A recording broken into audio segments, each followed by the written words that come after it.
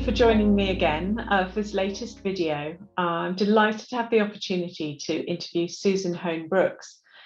Susan is a Director of Sustainability at Chapmanbdsp and also Vice President of CIBSE, the Chartered Institute of Building Services Engineers.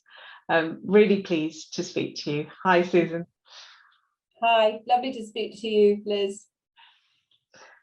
So my first question for you, if I may, is to understand a little bit more about your role or roles. Obviously doing a lot for the industry. Tell me more about what you're working on right now. I've just taken up my role as Director of Sustainability at ChapmanbdsP, which is a private consultancy practice, and I've been very excited to join because it brings me back into one of my real core passions, which is sustainability, particularly linked to building services engineering. I mean, I can remember I was completing an honours degree in building services engineering when the first COP1 in 1995 was actually taking place. And even during that period of time, I was very much focused on sustainability solutions for building services engineering. And now we're actually talking about COP26. And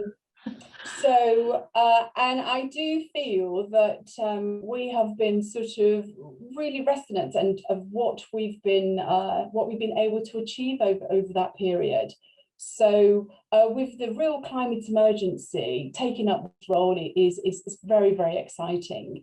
And one of my first focused areas is to look at a real vision and mission for Chapman BDSP as regards the approach to sustainability. And I'm having some real interesting time of updating our environmental charter. And that's due to be presented to industry on Earth Day, which is on April the 22nd. So Susan, you were talking about COP1, and we're obviously on the road now to COP26, well, we hope. And given that the whole sustainability, climate change agenda is so all-consuming, I know this is a hard question, but what would you take? What's the change that you would want to see coming from COP26? What's the thing that you would take to that event and call for change?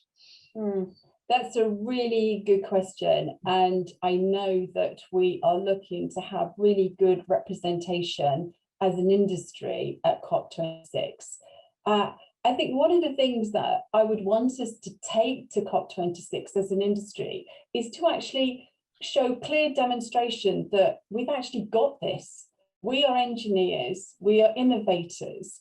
We have the ability to deliver a net zero carbon built environment.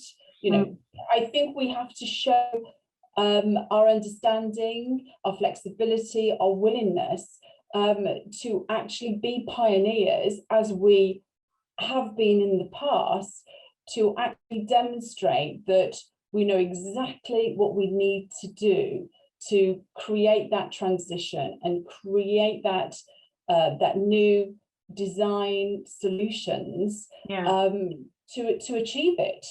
I think that is the one thing I would want to take, is to show all the globally, but UK government, the confidence that you can have confidence in us, that we actually know the pathway to net zero carbon.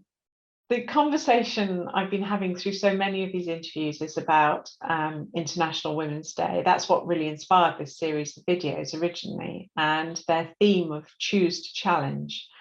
The question I'm asking everybody is, what would you choose to challenge this year? Real good question. And I think the challenge is that we should all give ourselves the challenge of making really far-reaching commitments to hold global temperature to that 1.5 uplift. And that is by us all considering all of our actions of what we do. And that is for women as well as men. I mean, the statistics is that in the next number of years, there's going to be 720 million people in extreme poverty due to climate change if we do not act. So I think what I would want everybody to consider is every organisation, every person challenge themselves on what the changes that they would need to do to actually keep that sort of, that trajectory to only 1.5 degrees C. And that, I suppose, for Chapman BDSP is that we are now committing ourselves to science-based targets for our business. And we are aligning ourselves with the 17 United Nations Sustainability Goals as well.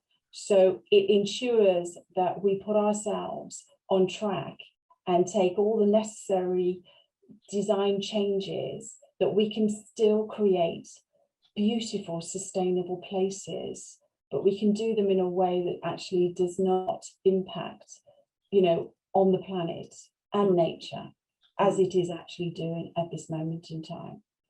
So my challenge is, let's challenge ourselves in our work lives and our home lives to actually decide on the things we need to change so that we can all live and prosper safely on the planet. Well said. Thank you. Thank you, Susan. That has just been very inspiring and thought-provoking as well. So I'm going to go away and think about that challenge in more detail. Thank you for your time. Thank you, Liz. It's been lovely speaking to you today.